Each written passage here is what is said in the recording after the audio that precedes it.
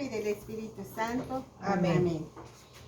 Recibe, oh Espíritu Santo, la consagración perfecta y absoluta de todo mi ser, que os hago en este día, para que os dignéis ser en adelante, en cada uno de los instantes de mi vida, en cada una de mis acciones, mi director, mi luz, mi guía, mi fuerza y todo el amor de mi corazón. Yo me abandono sin reservas a tus divinas operaciones y quiero ser siempre dócil a tus santas inspiraciones. Oh Santo Espíritu, dígnate a formarme con María y en María, según el modelo de tu amado Jesús.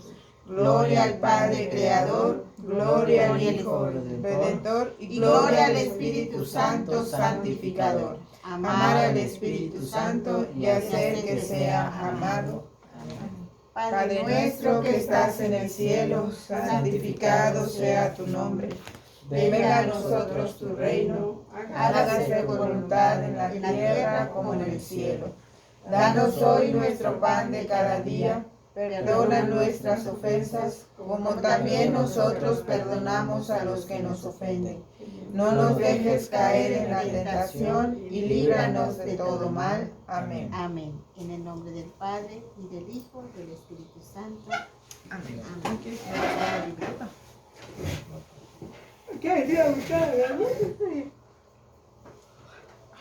Bueno.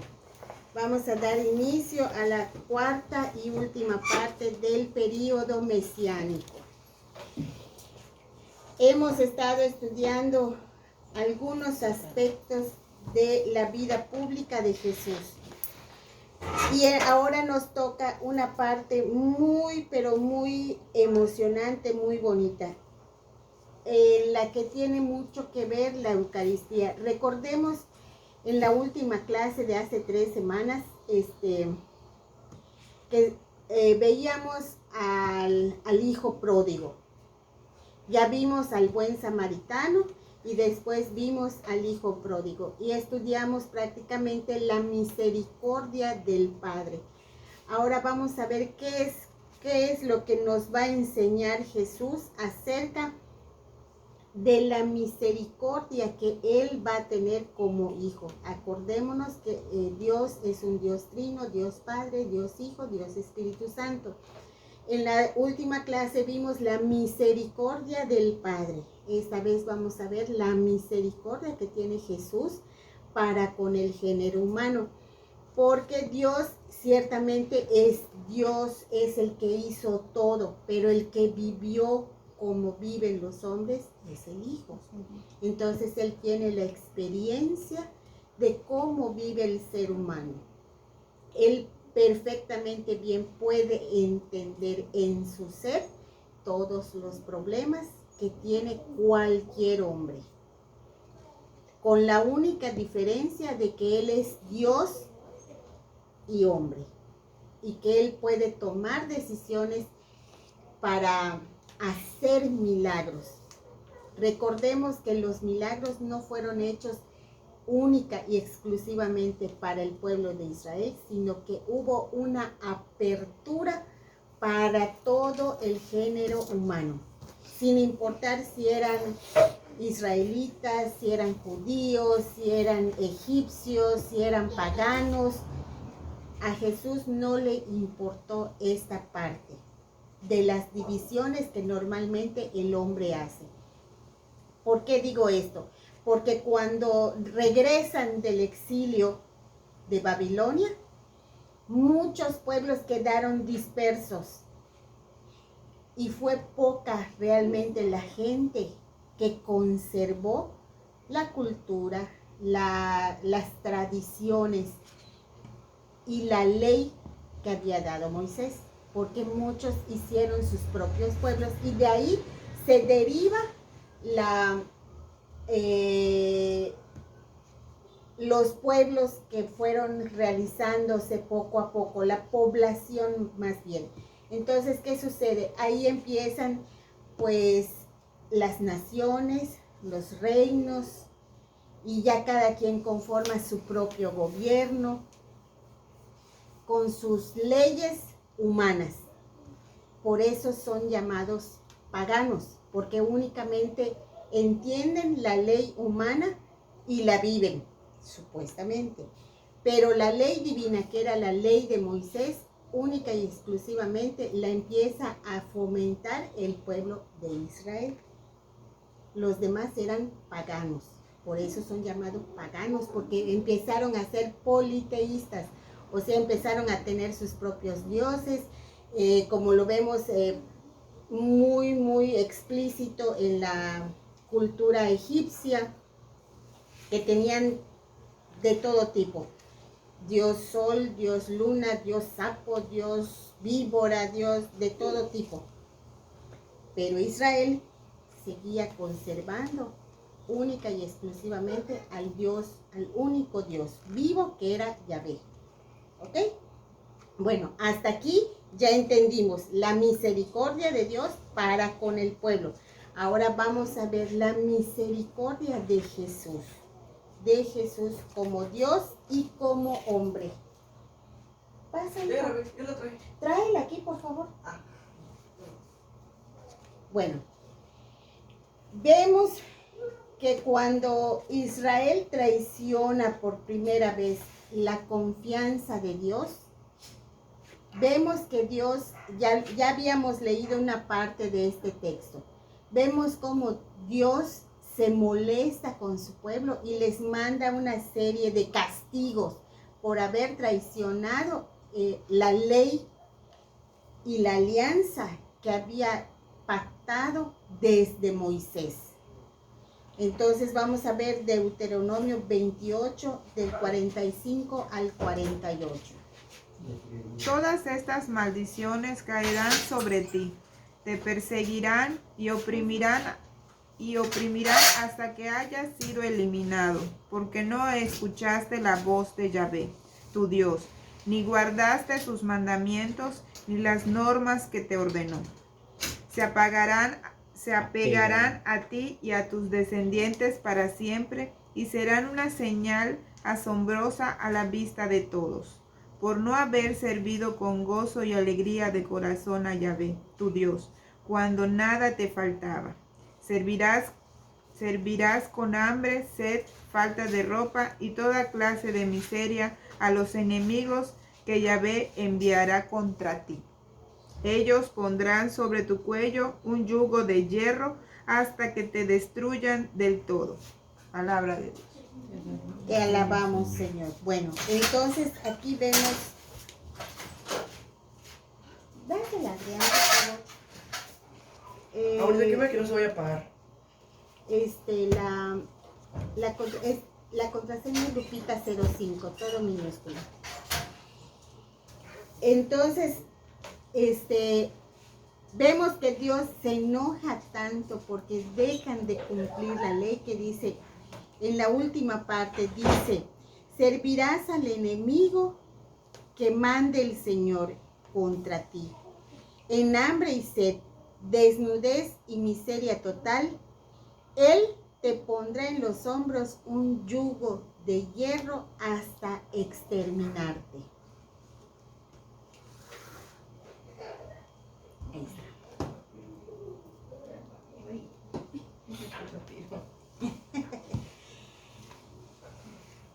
Entonces, ¿qué pasa? Que cuando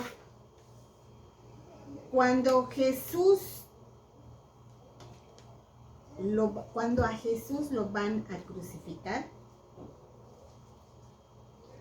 ¿qué es justamente lo que él padece? Toma sobre sí este castigo para librar al pueblo de lo que había dicho Dios. Y dice, Él te pondrá en los hombros un yugo de hierro hasta exterminarte. Es justa y exactamente lo que le sucedió a Jesús. Le pusieron en sus hombros un yugo. No precisamente de hierro, fue de madera. Pero lo sintió hasta exterminarse, o sea, hasta morir. En ese momento está muriendo la maldición o el castigo que Dios le había impuesto al pueblo por su pecado, por su traición. Entonces Jesús toma en sus hombros ese castigo hasta exterminar prácticamente ese pecado, no al hombre, al pecado del hombre. Entonces, de esta manera Jesús abre completamente las compuertas de la misericordia para todos los que creen en Él y que tuvieran todos ese acceso a la nueva alianza que Él pactaría a través de la cruz y del acto sublime de amor al alimentarse de su cuerpo y de su sangre. Vamos a ver qué nos dice Gálatas. Gálatas es del Nuevo Testamento, está casi al final. Por el contrario, reconocieron que a mí me había sido encomendada la evangelización de los pueblos paganos, lo mismo que a Pedro le había sido encargada la evangelización de los judíos. Pues de la misma manera que Dios hizo de Pedro el apóstol de los judíos, hizo también de mí el apóstol de los paganos. Santiago, Cefas y Juan reconocieron la gracia de Dios que ha concedido. Estos hombres, que son considerados pilares de la iglesia, nos estrecharon la mano a mí y a Bernabé en señal de comunión. Nosotros nos dirigiríamos a los paganos y ellos a los judíos. A ver, este que leíste es de 7 al 9. Sí. Pues yo lo veo diferente. Dice, comprendan entonces Gálatas 3. Gálatas 3 del 7 al 9. El 2. ¿El 2? Es el 2. Ay, me lleva. ¿Del 7 a qué? Del 7 al 9. Entiendan pues que quienes toman el camino de la fe son hijos de Abraham. La Escritura anticipó que Dios daría a los paganos la verdadera justicia a partir de la fe. Por eso Abraham recibió esta promesa: la bendición pasará de ti a todas las naciones. Así, los que entran por la fe reciben la bendición junto con el creyente Abraham. Ahí está. Eso es justa y exactamente lo que Jesús rescata de la alianza antigua con Abraham. Entonces, ¿qué pasa? Que ahora el que cree en Jesús se hace efectiva la bendición. Acuérdense que desde Abraham Dios le promete que de él va a venir una bendición para todas las naciones. Entonces aquí Jesús hace efectiva esa promesa de la bendición para todas las naciones, porque dice, por ti todas las naciones serán benditas. Por ti, Jesús, todas las naciones serán benditas. Y dice, así los creyentes son benditos con el creyente Abraham. Todos los que creen en Jesús son salvos. Ahora, del versículo 10 al versículo 12, ¿qué nos dice? Por el contrario, pesa una maldición sobre todos los que se van a las observancias, pues está escrito: maldito el que no cumple siempre todo lo que está escrito en la ley. Con la ley nadie llega a ser justo a los ojos de Dios. La cosa es cierta, pues el justo vivirá por la fe, y la ley no da lugar a la fe cuando dice: el que cumple estas cosas tendrá vida por medio de ellas. Palabra de Dios. Palabra de Dios. Fíjense nada más. Esto es como les digo, una verdad innegable. Aquellos que se conducen única y exclusivamente por la ley, hablemos de la ley humana, no siempre son personas benditas. ¿Por qué? Porque manipulan la ley a su conveniencia, como lo hacían los fariseos. Ellos le ponían yugos grandes, leyes que ni ellos podían cumplir al pueblo. Se los ponían en la espalda al pueblo, y tienes que cumplir esto, y tienes que hacer esto, y para que puedas ser perdonado tienes que hacer esto y lo otro, cosa que ellos no hacían. Entonces, ¿qué hacían? Manipulaban la ley. Por eso nos decían en la clase anterior que Jesús viene y vive la ley. O sea, el espíritu de la ley es lo más importante, no la letra de la ley, porque el que no la cumple como debe de ser, prácticamente esa ley es letra muerta. Pero dice, en cambio, la ley no depende de la fe.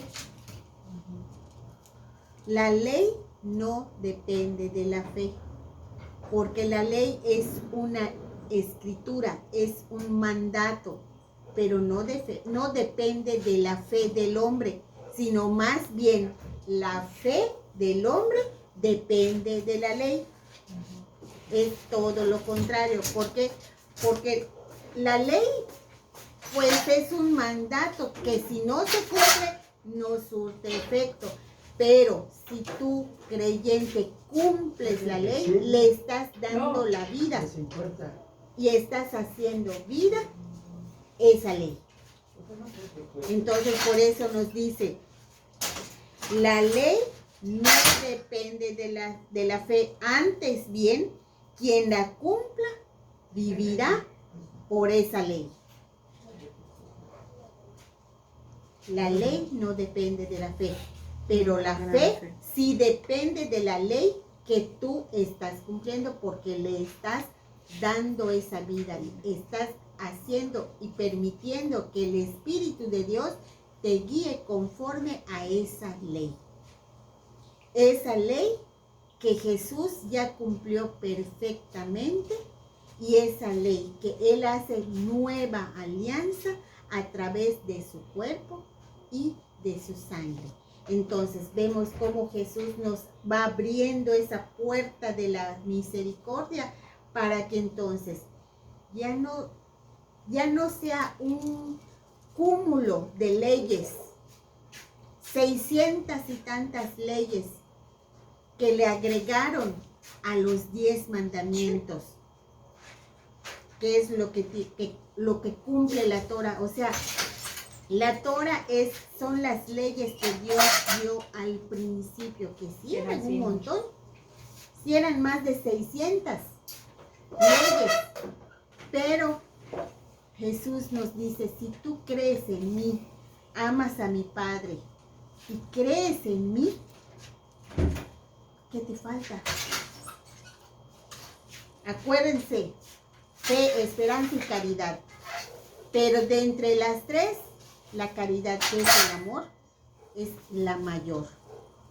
¿Por qué? Porque si tú tienes fe y tienes amor, tu esperanza nunca se va a acabar.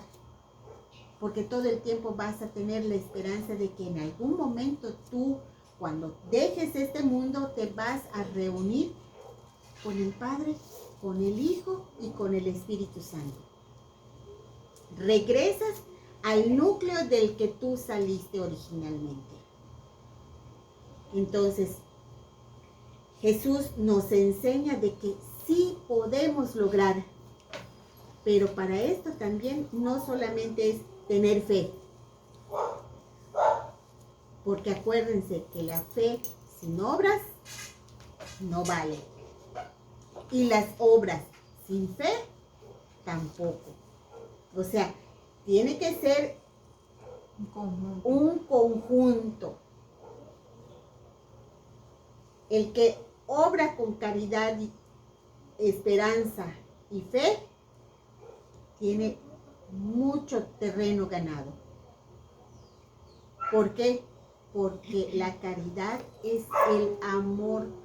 Si tú tienes amor por tu prójimo, porque ya tienes fe, porque ya crees que Jesús es tu Salvador, lo vas a tratar con amor, con caridad. Si tú ves que está enfermo, lo vas a cuidar.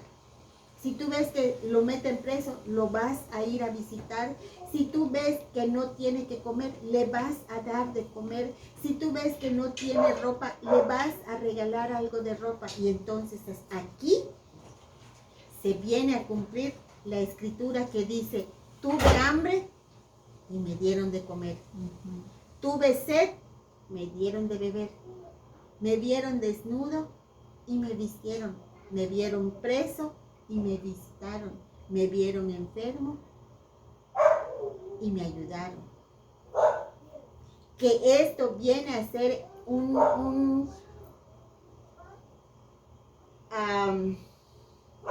lo mismo que hizo el buen samaritano. Es un resumen de los actos del buen samaritano. ¿Qué es lo que nos ha venido enseñando Jesús desde hace 4 clases?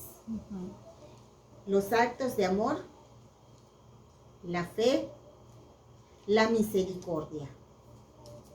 Y hace 3 semanas aprendimos la misericordia del Padre, que cuando el Hijo se arrepiente de su mala vida, de sus malos actos, y regresa y pide perdón, el Padre lo abraza y lo hace grande ante los ojos de su pueblo, porque le correspondería morir. Pero ¿qué hace el Padre? Lo salva de esa muerte. Entonces es a lo que Jesús nos está invitando. Deja tu mala vida, arrepiéntete y regresa a la casa de tu Padre. Que Él te va a salvar de la muerte, no de la muerte física, de la muerte eterna. Porque la muerte física, pues a esa todos tenemos que llegar, incluso Jesús. A esa muerte física todos tenemos que pasar. Pero, lo más importante no es el cuerpo. Lo más importante es el alma, el espíritu. Lo que Dios nos tiene dado, ese soplo de vida, es lo más importante. Y es lo que tenemos que cuidar. Por eso cuando hacemos el ayuno, cuando hacemos penitencia, es castigar a la carne.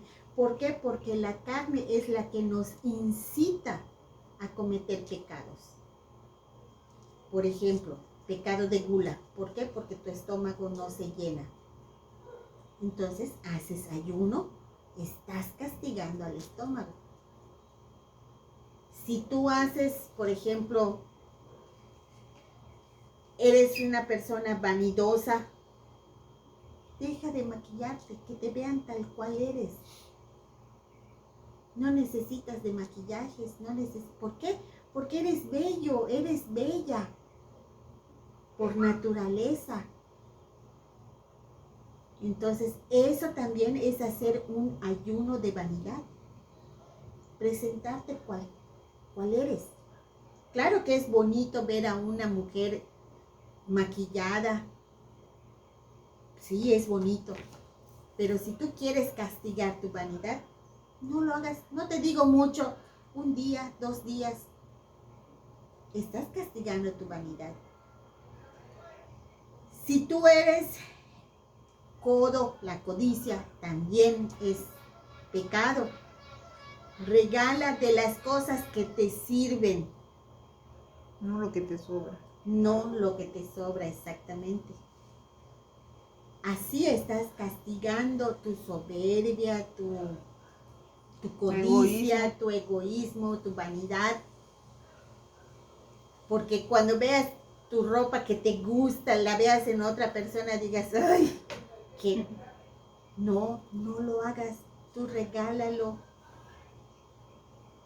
Entonces ves que ahí es donde estás castigando a la carne. No necesitas ir de rodillas a algún templo. Tú puedes hacer tu penitencia, tú puedes hacer tu ayuno con cosas que sabes que te va a doler, que te va a causar un sentimiento contrario a tu zona de confort. Eso ya es hacer penitencia, eso ya es hacer ayuno. Porque te estás desprendiendo de cosas materiales que tú sabes que te gustan, que tú sabes que te alivianan la vida, podríamos decir, ¿no? Entonces, en el momento que tú te estás desprendiendo, estoy segura que te estarán llegando bendiciones por otro lado. ¿Por qué? Porque Dios ve el sacrificio que estás haciendo. O si te gusta mucho tomar tus cervezas, no lo hagas durante una semana, 2 semanas. Además de que limpias tu hígado, porque eso en exceso también es malo, es dañino para el cuerpo. O el tabaco, o las grasas, o los dulces. El dejar de consumirlos es hacer ayuno. Entonces, lo que vas a ahorrarte en comprar eso, regálaselo a una persona que sea pobre. Entonces, ahí estás ayudando. No solamente estás haciendo tu ayuno, sino que estás teniendo amor con el prójimo, caridad con el prójimo. Entonces, a eso es a lo que Jesús nos invita. Es la misericordia que Él tiene con nosotros, quiere que nosotros la tengamos con la demás gente, con el prójimo. Ahora, versículos del 13 y 14. Pero Cristo nos ha rescatado de la maldición de la ley, al hacerse maldición por nosotros, como dice la Escritura. Maldito todo el que está colgado de un madero. De este modo la bendición de Abraham alcanzó a las naciones paganas en Cristo Jesús. Por la fe recibimos la promesa que es el Espíritu. Palabra de Dios. Palabra de Dios. Fíjense cómo es que antes de que Jesús muera, el leño era una maldición. O sea, el morir en una cruz era una maldición. Era lo peor. Era lo peor que le podía suceder a una persona, ser crucificado. Y vemos también y comparamos también esto de ser un árbol muerto, porque eso es la madera, es un árbol muerto, a un árbol que ayuda a dar vida. Y no una vida cualquiera, una vida eterna. Porque como bien dice la lectura de hoy, el evangelio de hoy dice, el que me quiera seguir, tome su cruz, que me siga. Entonces, ese árbol que emula al árbol de la ciencia del bien y del mal, del cual comieron nuestros primeros padres y por el cual vino el pecado al mundo, también hay un árbol de vida, que es la cruz. Por un árbol entra el pecado y por un árbol entra la vida. Por un árbol entra la muerte, por un árbol entra la vida. Ese árbol en el cual Jesús muere. Entonces todo está vinculado. Nada está hecho por casualidad. Todo era parte de un plan. Fíjense cómo cada signo, cada momento vivido en el Antiguo Testamento se revive en el Nuevo Testamento, que es Jesús. Todo lo que habían dicho que iba a suceder se cumple al pie de la letra. Dios no deja nada al azar. Dios todo lo tiene perfectamente bien pensado, planeado. Y desde el momento que llegamos nosotros a este mundo y tenemos vida, Dios ya tiene planeado nuestra vida. Falta que nosotros le digamos sí para que cumplamos las cosas y nos vaya como le fue a Jesús. Es verdad, sufrió, pero fue el hijo predilecto. Fue el único hijo predilecto, su unigénito, que cumplió al pie de la letra. Pero ¿era Dios? Sí, era Dios. ¿Por eso tenía la fuerza? No solamente por eso tenía la fuerza, porque podemos ver a María. María, ella no era diosa. María era un simple ser humano que también cuando dijo sí, sufrió sí, pero vivió conforme a lo que ella conocía y todo lo meditaba en su corazón. ¿Qué debo hacer? Muéstrame el camino. Yo soy tu esclava. Hágase en mí según lo que has planeado para mí. Y eso debería de ser nuestro pensar y nuestro sentir cuando tenemos algún problema. Señor, lo dejo en tus manos y que se haga tu voluntad. Yo ya hice lo humanamente posible. Si tú tienes otro plan, pues que se cumpla el plan que tú tienes hecho para mí.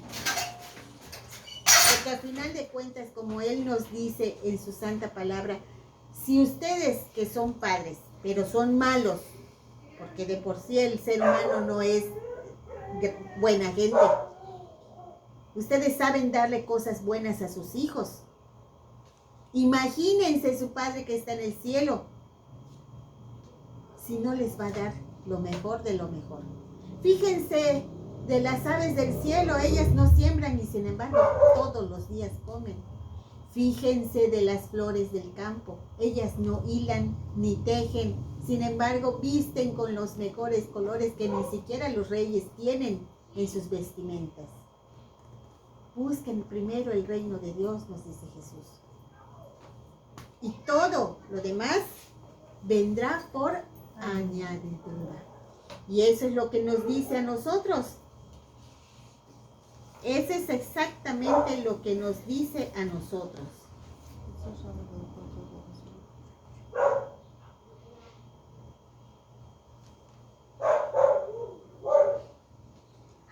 Y dice, Jesús es arrestado en el huerto de los olivos, que era un jardín. Adán también es amonestado en un jardín. O sea, Adán el antiguo hombre y Jesús el nuevo hombre. Adán con la antigua alianza. Jesús, Él es la nueva alianza. Adán no fue la alianza. Él participó porque fue parte del Antiguo Testamento, participó no activamente, pero por el tiempo en el que estuvo, participó en la antigua alianza, en la ley de Moisés. Pero todos los que vivimos a partir de Jesús, nos corresponde la nueva alianza, en la cual Él mismo es la nueva alianza, porque Él mismo se sacrifica. En tiempo de Moisés tuvieron que matar un cordero para pintar los dinteles de las casas. En el caso de Jesús, no. Ni se desperdicia la sangre, ni matan un cordero. Él mismo ofrece su cuerpo y nos da su cuerpo y su sangre para alimentarnos. O sea, no es una cosa de que pintas aquí y en unos años ya no hay. No. Con Él diariamente te alimentas. Y así como alimentas tu cuerpo con tus frutas, verduras y vitaminas, nuestra vitamina espiritual es Jesús. Y dice, Adán estuvo frente al árbol de la vida, que por la desobediencia del hombre, su fruto provoca el exilio del paraíso. O sea, provoca la muerte y el pecado. Pero Jesús solo está frente al árbol de la cruz. Su último suspiro marca el final del exilio del paraíso y del exilio del pecado. Y todos ya tenemos esa puerta de la misericordia para ingresar. Él se convierte en esa puerta. Y todo aquel que pasa por la puerta, que es Jesús, es salvo. Pero tienes que decir, sí, acepto a Jesús como mi Salvador, como mi Rey de Reyes, como mi Señor de Señores. Si tú no lo aceptas, si tú no lo amas, si tú no lo conoces, si tú no lo haces el centro de tu vida, estás amolado, porque te quedaste en el Antiguo Testamento, cosa que ya ha sido prácticamente cambiado, borrado, porque existe una nueva alianza. Es como el testamento. Si tú haces un testamento, pero después te arrepientes y haces un nuevo testamento, eliminas el anterior. Entonces, este ya no sirve para nada. Solamente existe el nuevo, el actual. Entonces, si tú aceptas a Jesús, tienes todas las de ganar, de que tu alma se salve. ¿Qué dice Gálatas 3, 26, 29? Ustedes están en Cristo Jesús, y todos son hijos de Dios gracias a la fe. Todos se han revestido de Cristo, pues todos fueron entregados a Cristo por el bautismo. Ya no hay diferencia entre judío y griego, entre esclavo y hombre libre. No se hace diferencia entre hombre y mujer, pues todos ustedes son uno solo en Cristo Jesús. Y si ustedes son de Cristo, también son descendencia de Abraham y herederos de la promesa. Más claro ni el agua. Como les decía, desde el momento en que se abren esas compuertas, ya no existe diferencia de ningún tipo. Ni raza, ni credo, de ningún tipo. Todos pasamos a ser hijos de Dios. Aquí no hay nada más que agregar porque lo dice claramente. Ya no hay esclavos ni libres, ni hombre ni mujer, ni judío ni griego. Para que vengan a decir que hace poco hay diferencia. O sea, o inclusión, que ya no hay diferencias más bien. En realidad, Siempre la ha habido. así ha sido. Todos. Jesús hizo ese parteaguas, o sea, que no vengan a decir que ellos descubrieron el hilo perdido, porque ya Jesús había dicho desde hace cuántos años de que el que cree en Jesús no hace distinciones. Jesús nunca las hizo. Solamente le hizo ver a quien tenía un error, se le hizo ver. Y ese que tenía error es el que provocó su muerte. O sea, el hombre impío, no hay de otra. Porque o crees o no crees. O eres frío o eres caliente. Porque a los tibios los vomita el Señor. No hay de otra. Y después dice la lectura.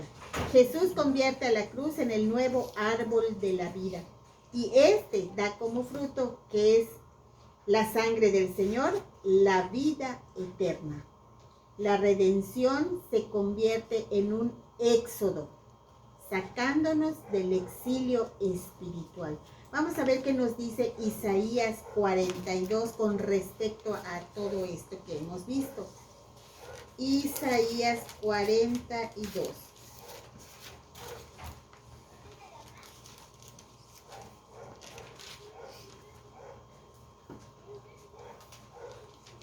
El 9.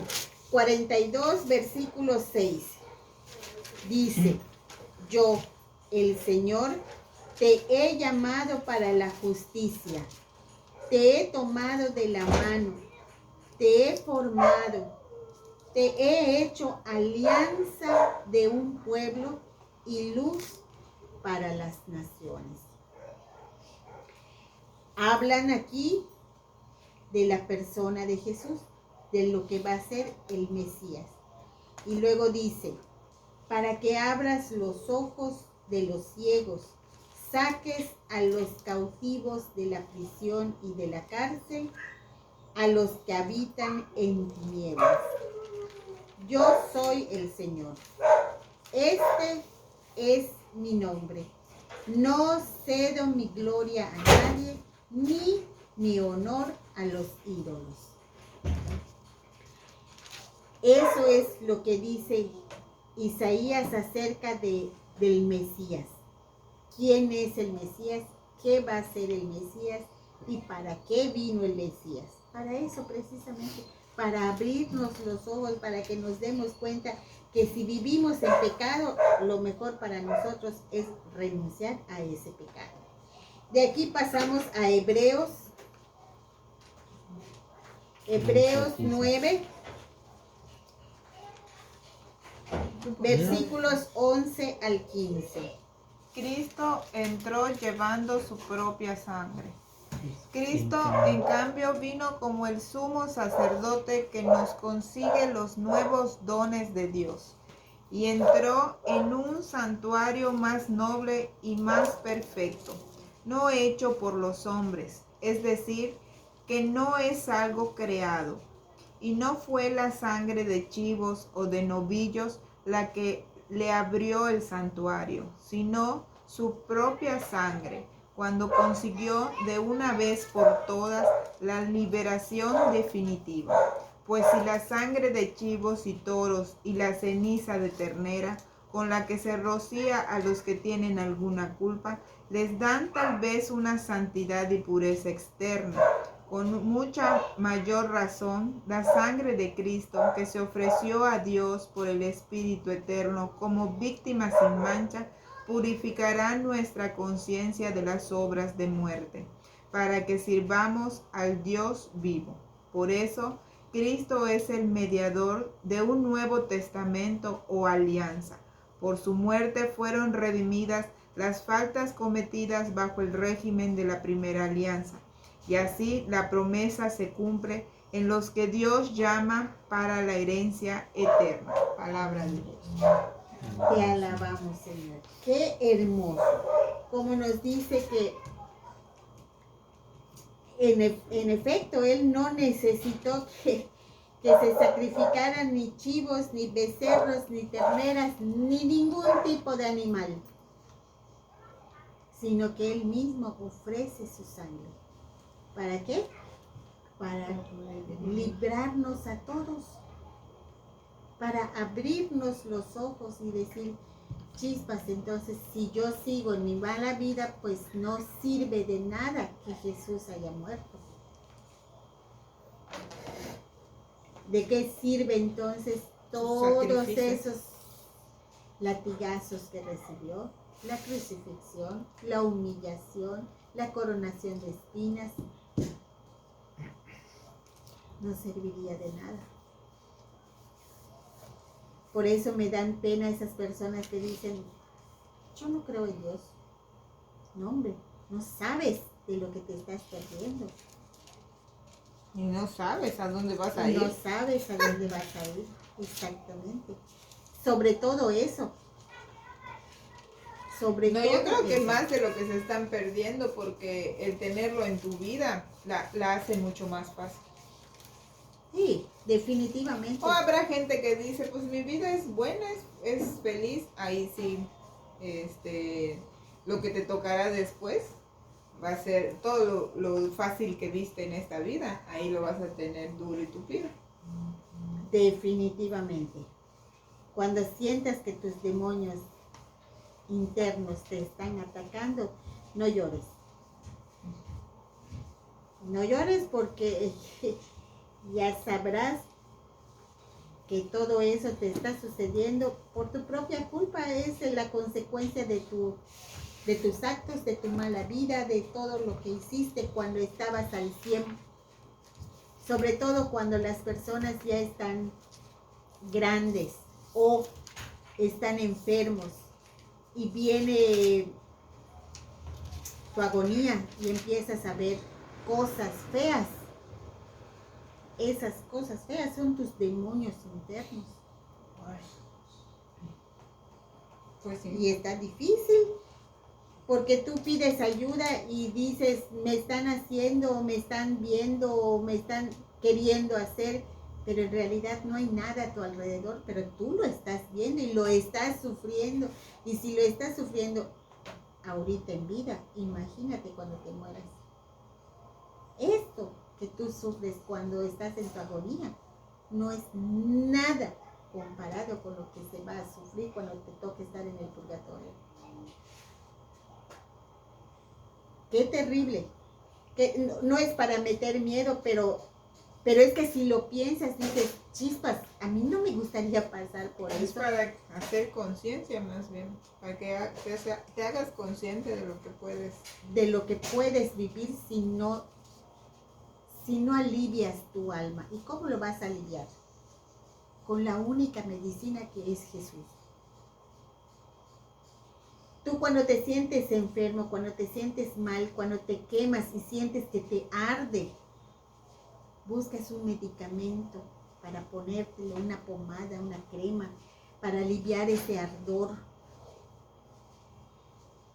Así arde tu alma cuando cometes pecado. Y la única medicina es Jesús. Él es la única medicina. Si no te acercas a Él y le pides ayuda, Él es un caballero, puede ver que estés sufriendo y le puede estar doliendo mucho a Él que tú estés sufriendo. Pero si tú no le pides la ayuda, Él no te puede ayudar. Contrario a lo que hace el demonio. Él no es ningún caballero. Él se mete a la fuerza. Jesús no. Y te lo dice en el Apocalipsis, mira que estoy a la puerta y toco. Y espero que tú me abres. Si tú no me abres, yo no puedo entrar y cenar contigo. En cambio el demonio no. El demonio se mete en tu mente. Y hasta cierto punto él te obliga a hacer cosas. Te da la tentación y te la hace que sientas que se te chorrea la baba por cometer ese pecado.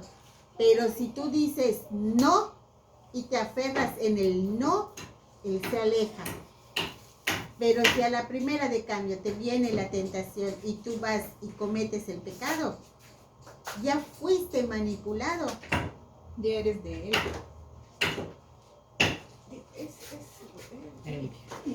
Lucas 22, del 19 al 20. Al 20. Después tomó pan y dando gracias, lo partió y se lo dio diciendo, esto es mi cuerpo, que es entregado por ustedes. Hagan esto en memoria mía.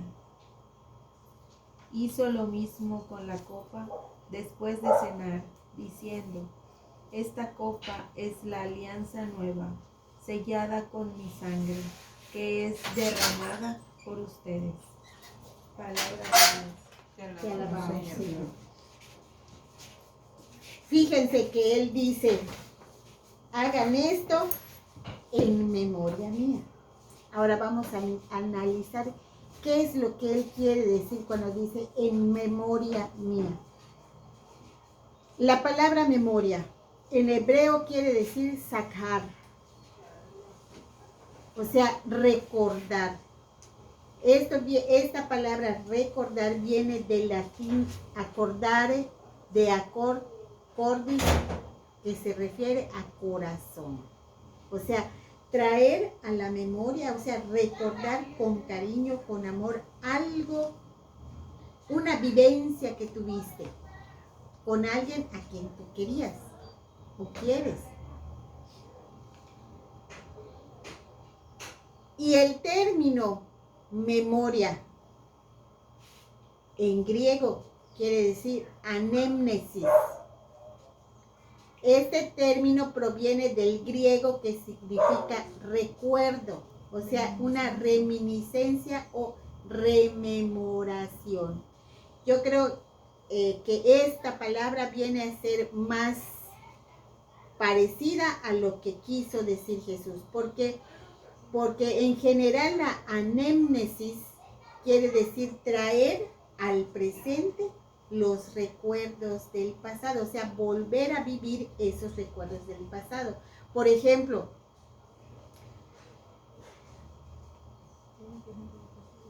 si tú le eres infiel a ella, ella te va a tranquear, vida te va a dejar en el suelo. Pero cada vez que ella se acuerde de tu traición, Te voy a volver a Me voy a matar. volver a- primero te va a volver a pegar, pero ella lo va a volver a sufrir. Pues O sí, sea, porque cada tienes el vez- coraje. Cada vez que te acuerdas de esa traición, lo vuelves a vivir y te dan ganas de volvértelo a tranquear. Ese es el tipo de recuerdo que Jesús habla cuando dicen hagan en memoria mía. O sea, vuélvanlo a vivir como si fuera la primera vez. A eso se refiere. Por eso digo yo que esta palabra de anémnesis es la más adecuada para lo que Jesús quería decir. Cuando dice, hagan esto en mi memoria, o sea, vuelvan a vivir mi pasión cada vez que asistan a misa. A eso se refiere. Traigan al presente lo que sucedió en el pasado. Vuélvanlo a vivir cada vez que vivan la misa. Vuélvanla a vivir con ese cariño, con ese amor, con esa angustia, con ese dolor de tus pecados.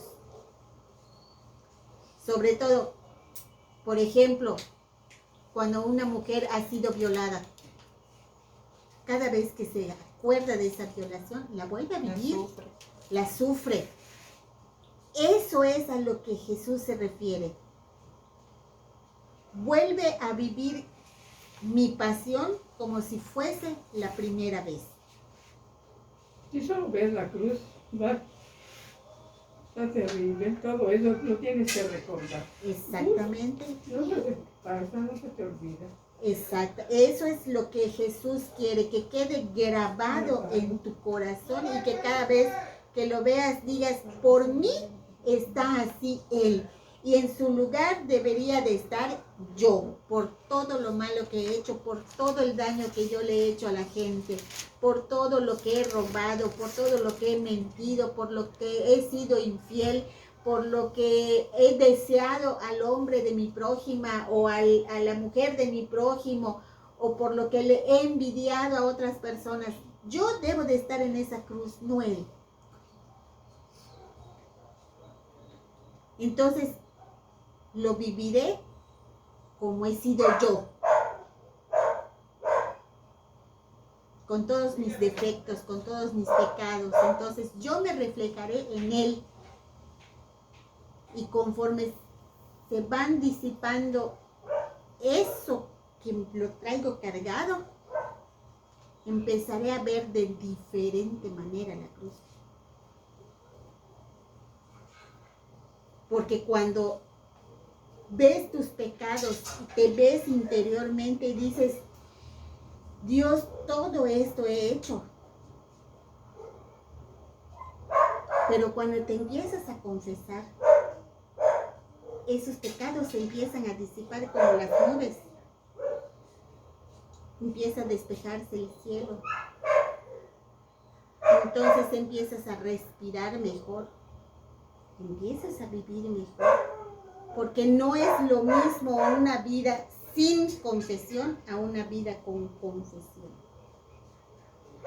Y los que podemos confesar lo podemos decir. Que cuando entras al confesionario sientes una piedra. Y cuando sales, sales diferente, con ganas de hacer cosas. por los demás y por ti. Entonces, por eso digo, cuando se empiezan a disipar esas nubes, empiezas a ver la vida, tu vida interior, que poco a poco se va limpiando. Es como cuando empiezas a recoger basura y ves que hay un montón y poco a poco lo empiezas a quitar, empiezas a ver el fondo de pronto. Entonces, la carga se va yendo. Entonces empiezas a ver a Jesús de diferente manera. Ya no lo ves tan golpeado, ya no lo ves tan moreteado, ya no lo ves bañado en sangre, ya lo ves como un Jesús resucitado, ya lo ves con sus vestiduras blancas, ya lo ves como un Cristo glorioso. Y poco a poco te estás acercando a Él. Ese es el camino que tenemos que seguir. Quitar, empezar a quitar, para empezar a verlo desde otro punto de vista. Ya no desde el pecado que tú tienes, porque entonces cuando te confiesas, eso se borra. Falta, si Él te perdona, en el confesionario te perdona. Falta que tú te perdones, porque cada vez que tú recuerdas ese pecado es porque tú no te has perdonado. Porque ese pecado ya no existe para Dios. Pero para que vean ustedes qué tan terrible es el que cuando dices, yo perdono pero no olvido. Si No para perdonas. empezar, tú no te perdonas porque tú dices, es que yo hice esto. Y al poco tiempo es que regresa otra vez a tu mente. Imagínense que fuera otra persona a la que Hiciste daño. esa persona te hizo el daño a ti. Porque es más difícil que tú perdones a que tú pidas perdón. ¿Cuál es más? ¿Que tú pidas perdón o que te perdonen? Que te perdone. Que pidas perdón. ¿Será? Que tú pidas. ¿Por qué? Porque está en juego tu soberbia, tu orgullo.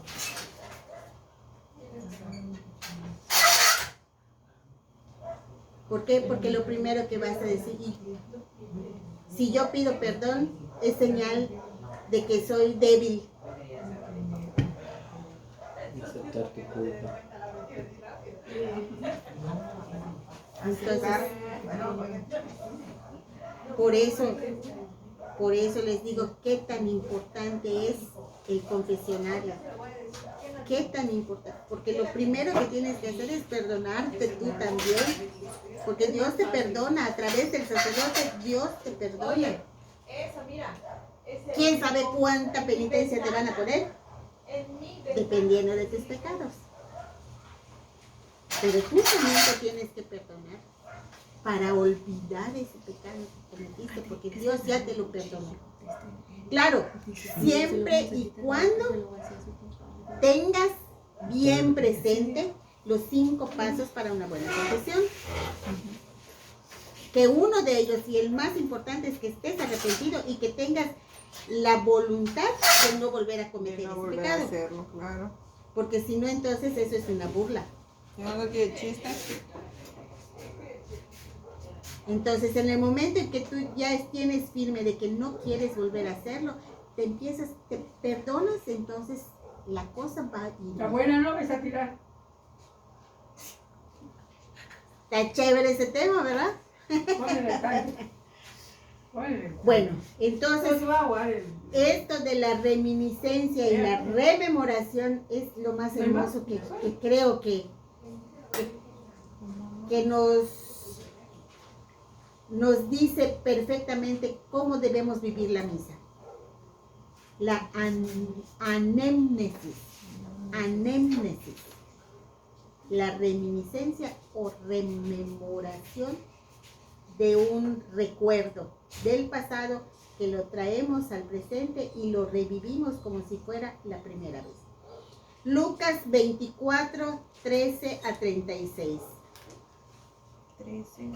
Los discípulos de Emaús. 13 al 26.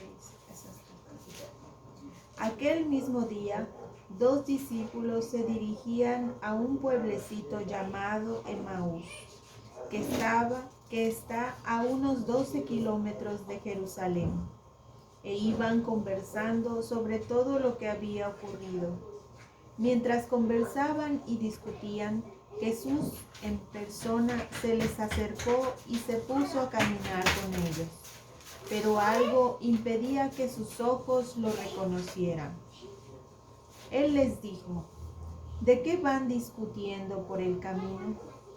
Se detuvieron y parecían muy desanimados. Uno de ellos, llamado Cleofas, le contestó: ¿cómo?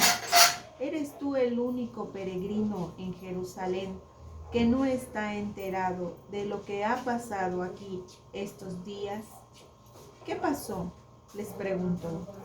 Le contestaron: todo el asunto de Jesús Nazareno.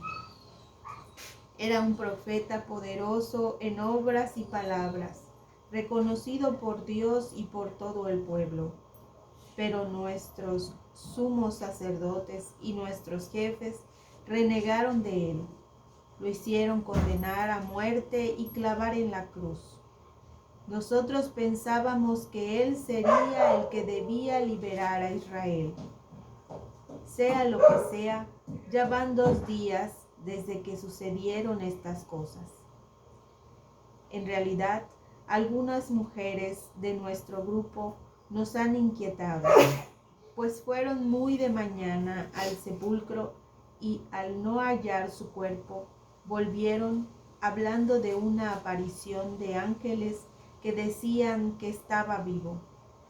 Algunos de los nuestros fueron al sepulcro y hallaron todo tal como habían dicho las mujeres, pero a él no lo vieron. ¿Es hasta ahí? No, es hasta el 36. Ah, ok. Entonces él les dijo: qué poco entienden ustedes y qué lentos son sus corazones para creer todo lo que anunciaron los profetas. No tenía que ser así y que el Mesías padeciera para entrar en su gloria. Y les interpretó lo que se decía de él en todas las escrituras, comenzando por Moisés y siguiendo por los profetas. Al llegar cerca del pueblo al que iban, hizo como que quisiera seguir adelante, pero ellos le insistieron diciendo: quédate con nosotros, ya está cayendo la tarde y se termina el día. Entró, pues, para quedarse con ellos. Y mientras estaba en la mesa con ellos, tomó el pan, pronunció la bendición, lo partió y se los dio. En ese momento se les abrieron los ojos y lo reconocieron, pero él desapareció. Entonces se dijeron el uno al otro: ¿no sentíamos arder nuestro corazón cuando nos hablaba en el camino y nos explicaba las escrituras? De inmediato se levantaron y volvieron a Jerusalén, donde encontraron reunidos a los 11 y a los de su grupo. Esto les dijeron: es verdad, el Señor ha resucitado y se ha aparecido a Simón. Ellos, por su parte, contaron lo sucedido en el camino y cómo lo habían reconocido al partir el pan. ¿Es hasta ahí, verdad? Hasta allá. Estos son los resultados principales. Fíjense nada más. Cuando nos dice Jesús: hagan esto en memoria mía, a lo que nosotros debemos evocar cuando asistimos a misa es a este pasaje de Emaús. Descubrir a Jesús en esa Santa Misa, porque Él es Él mismo el que parte el pan y además nos explica las Sagradas Escrituras. ¿Qué es lo que hacemos en la misa? La misa está hecha prácticamente en 2 grandes partes. y esas dos partes grandes después se dividen en otras partes pequeñas. Pero las dos grandes divisiones son la liturgia de la palabra y la liturgia eucarística. La liturgia de la palabra es desde el momento en que se para el sacerdote y da la bienvenida al pueblo hasta después de la homilía. Y de la homilía hasta la salida es la liturgia eucarística. O sea, primero, como Jesús nos explica la palabra, porque mientras iban platicando, Él les estaba explicando la palabra. Y les estaba explicando qué era lo que quería decir Moisés, o sea, la ley de Moisés, qué era lo que decían las profecías acerca del Mesías, porque todavía no lo tenían claro en su mente. Y cuando llegan a la casa y ya se van a sentar a cenar, le dicen, Señor, no te vayas, quédate con nosotros a cenar. ¿Y cuándo lo reconocen? Cuando hace la oración de agradecimiento y parte el pan para ellos y se dan cuenta, es Jesús.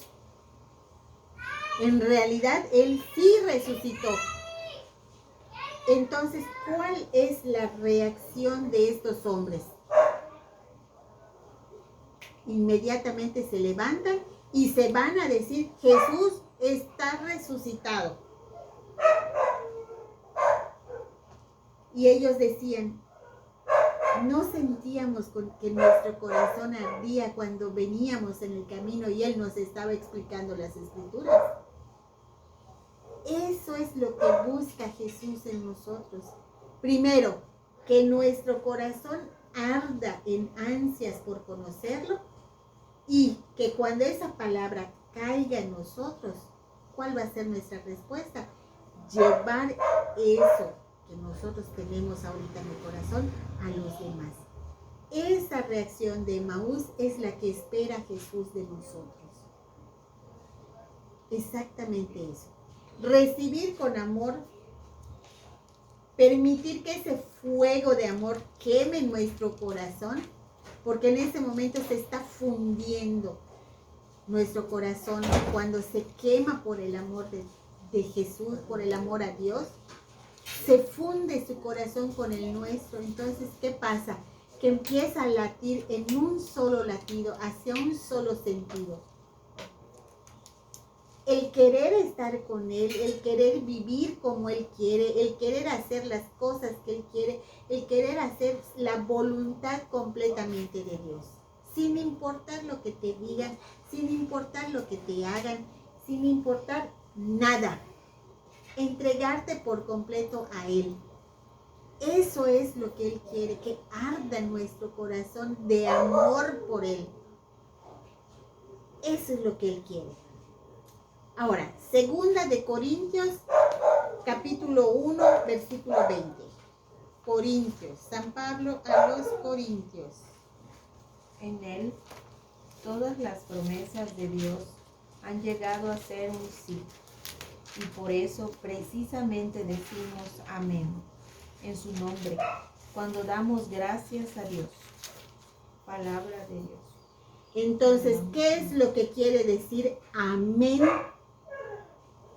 Es un sí, así es. Es una respuesta de amor a la gloria de Dios. Amén. Cuando decimos amén en misa, no es un amén. No. O sea, es un, a lo mejor sí. No, es amén. Sí, estoy dispuesto a seguir adelante. Sí, con amor. A eso se refiere cuando decimos amén. Lucas 19:10. Lucas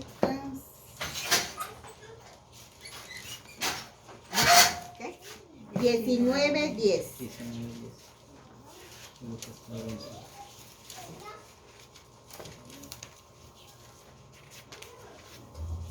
Y dice, porque el Hijo del Hombre vino a buscar y salvar lo perdido. Ahora,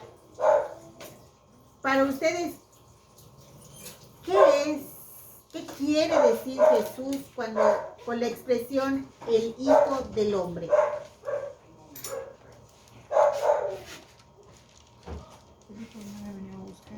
Porque él es el Hijo de Dios, pero es hecho hombre. O sea, él vino en forma como nosotros, ¿no? Sí, definitivamente sí. Y precisamente esta expresión es la que molestaba a los fariseos. Porque cuando dice el Hijo del Hombre es una expresión que se usa en el Antiguo Testamento, en Ezequiel 34, 11, 12 y en Daniel 7, donde nos dice: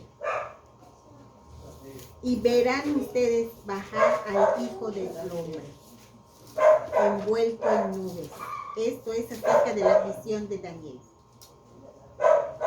Ahora, ¿cuál es la misión del Hijo del Hombre? Es la que dice Ezequiel, el ser un buen pastor.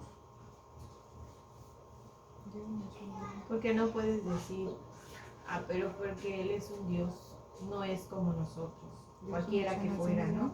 Porque Él sí fue hombre y sintió y tuvo lo mismo que todas las personas. Sintió lo mismo que todas las personas. Sí, pero cuando habla del buen pastor, ¿qué es lo que dice Betty? ¿Dónde? En Ezequiel 34. ¿Por qué dice esto, Yahvé?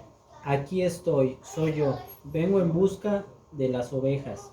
Yo me ocuparé de ellas, como el pastor que se ocupa de su rebaño el día en que se encuentre en medio de sus ovejas en libertad.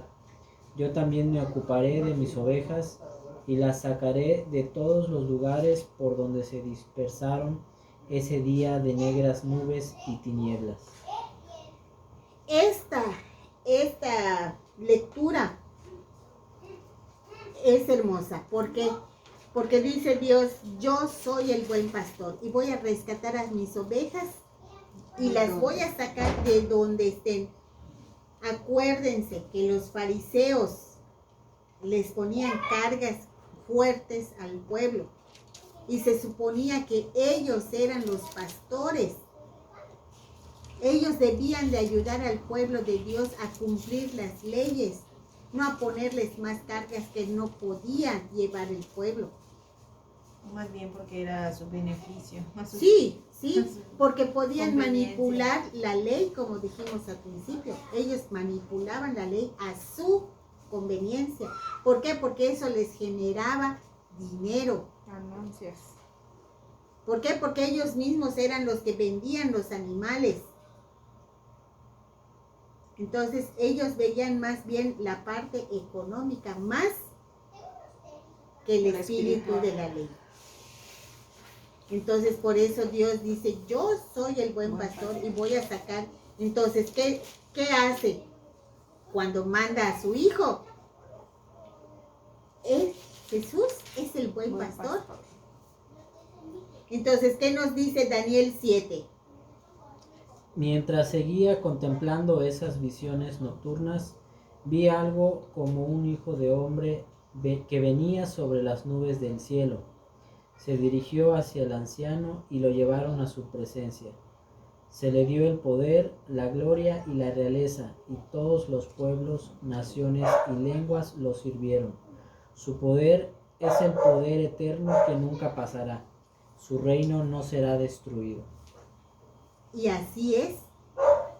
Eso es Jesús. Ese es Jesús, el Hijo del Hombre. Por eso cuando se lo decía a los fariseos entendían perfectamente que él se estaba denominando como el Mesías. Entonces, ¿por qué? Porque ellos conocían perfectamente bien las escrituras y por eso querían matarlo, porque decían no puede ser posible que ya haya venido el Mesías y este es el hijo de José, el carpintero, lo conocemos perfectamente. ¿Cómo va a ser posible que él sea el Mesías? Nosotros conocemos a su familia. Él no es el Mesías. Por eso era su coraje. Por eso cuando le dicen que por qué, con qué autoridad hace esto, con qué autoridad hace lo otro, con qué autoridad cura, con qué autoridad perdona los pecados. Pues con esa autoridad de que es el Hijo de Dios. Y dice, la vida de la iglesia es cristológica porque todo gira en torno a Cristo. Y como tal tenemos que vivir una vida como Dios nos ha enseñado, conforme al estudiado en estas lecciones. ¿Cuáles son las lecciones que nos ha dado Dios a través de Jesús? 2 grandes mandamientos. Amar a Dios sobre todas las cosas y amar a tu prójimo Como a ti mismo. Ahora, ¿podemos o no podemos cumplir la ley? Sí. Eclesiástico 15, del 15 al 17. Eclesiástico. Está acá, el 15, te pasaste. No es lo mismo, ¿verdad? Porque se llega al 12. No sé ¿Qué número? Eclesiástico 15, del 15 al 17. No es, es otro Eclesiastes. Es lo mismo. No, llega hasta el 12. Llega hasta el 12. Eclesiástico. A ver. Eclesiastes 12.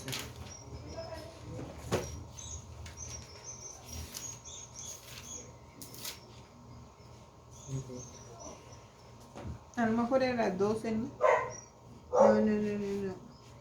Eclo. Porque de hecho eso me dio la duda porque dice Eclo y aquí Eclesiastes.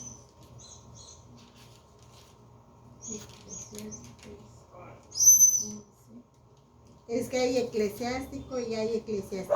Lo pueden buscar en su teléfono, también es más fácil encontrarlo en el teléfono. No hay Eclesiastes. Eclesiastes. Eclesiástico. Digo eclesiástico. ¿Ustedes lo tienen? En el teléfono, Buscan en el es más teléfono fácil. de más fácil. Sí, ya lo busqué, pero Es lo pequeño. perdí. Sí, es pequeño. Eclesiástico 15. ¿Del 15 al qué? Sí. Del 15 al 17. Ay, ese es Eric.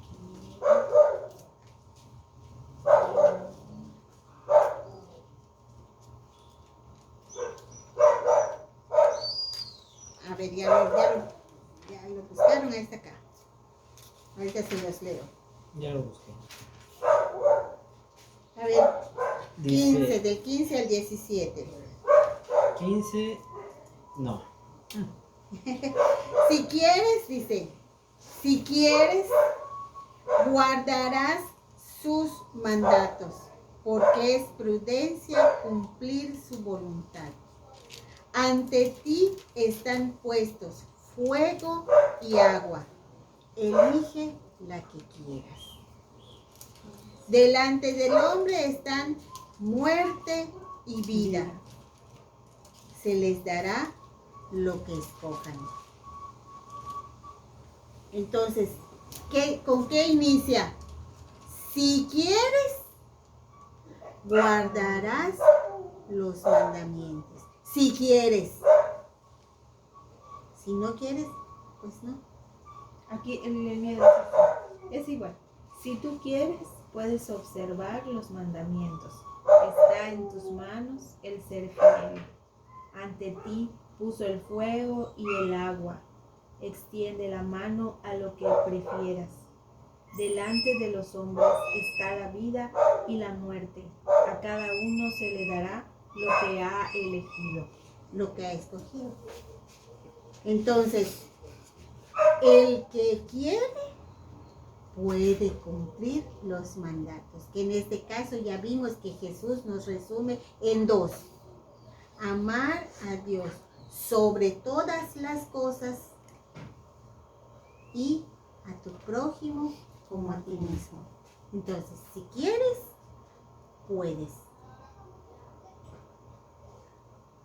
Y nos dice, están el fuego y el agua. Extiende la mano a donde quieras. ¿Te quieres quemar con el pecado? Extiende la mano al fuego. ¿No te quieres quemar? Extiende la mano al agua de la vida. Están la vida y la muerte. ¿Qué quieres? ¿Morir? Elige. Entonces, nos damos cuenta del peligro de dar un paso en falso. Con esto nos está abriendo los ojos. Normalmente no nos damos cuenta, pero ahorita con esta lectura nos damos cuenta del peligro que tenemos de dar un paso en falso. Entonces nos dice, si tú quieres, puedes vivir. Si tú quieres, te puedes quemar. Si tú quieres, te puedes salvar. Es cuestión de lo que tú quieres. ¿Por qué? Como dice al final la lectura, y lo puse en grande. A cada quien se le dará lo que escoja. ¿Y qué dicen los versículos 18 a 20? ¿Del mismo? Del mismo. Qué grande es la sabiduría del Señor, qué fuerte y poderoso es Él. Él todo lo ve. Hasta 19. Al 20. 20. Ah, Él todo lo ve. Su mirada se posa en los que le temen. Conoce todas las acciones de los hombres. A nadie le ha pedido que sea impío. A nadie le ha dado impío. A nadie le ha dado permiso para que peque. Así es. Dios no nos ha dado permiso de pecar en ningún momento. Nos ha dejado libertad, Que es diferente. pero no nos ha dicho, puedes pecar, tú peca todo lo que... No, Dios no nos ha dicho eso. Estamos en la misma situación de Adán. Tú ya sabes lo que es bueno, lo que es malo. Tú eliges, como dice la lectura. Ante ti están puestos fuego y agua. Elige lo que quieres. Delante del hombre está la muerte y la vida. Le darán lo que él escoja.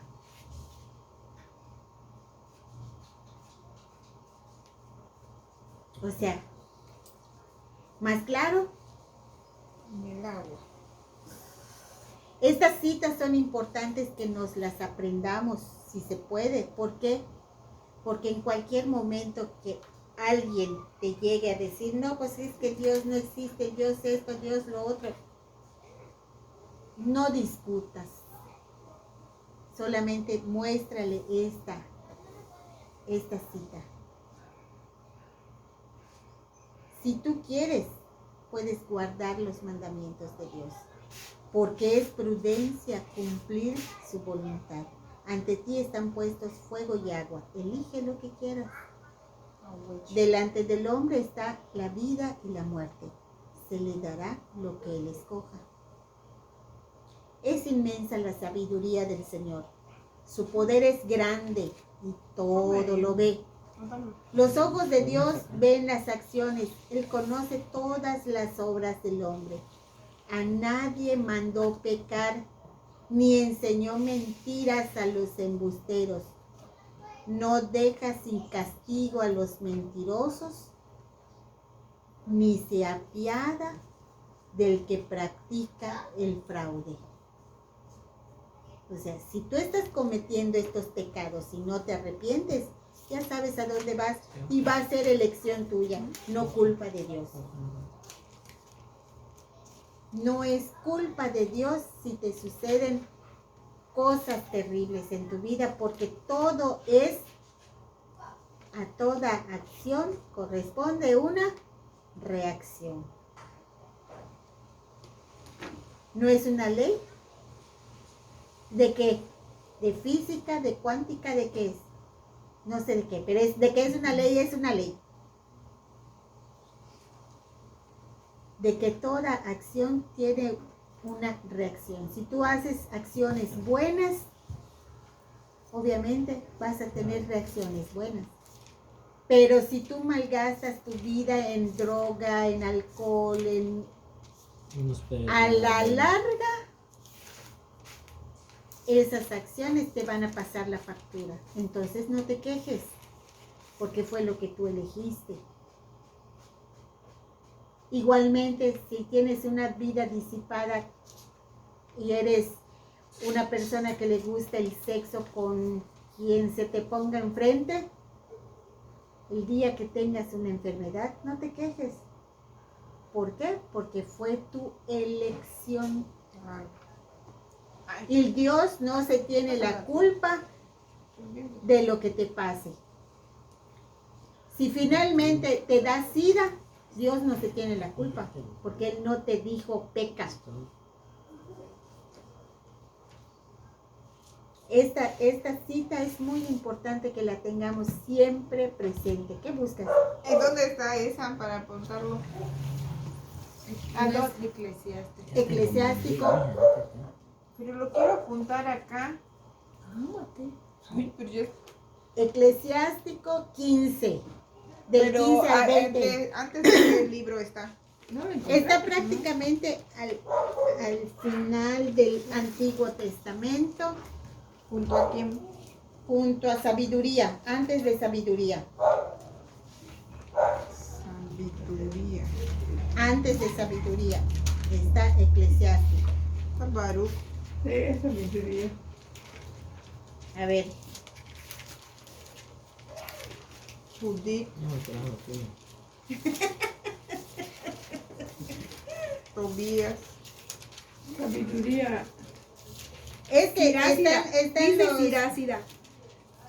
Sirácida dice. Con todas las letritas de acá arriba dice Sirácida, pero es eclesiástico. Ah, con eso busco. Sirácida. Sí, ahí está. Sirácida.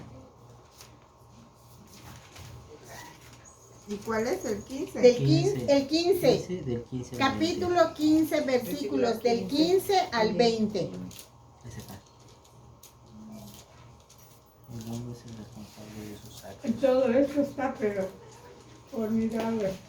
Después de todo. Del 15. Ya lo leí. Al 20. Esa cita está, pero mira, formidable. Estocada. Sí, es una estocada. Con esto le das el mate a cualquiera.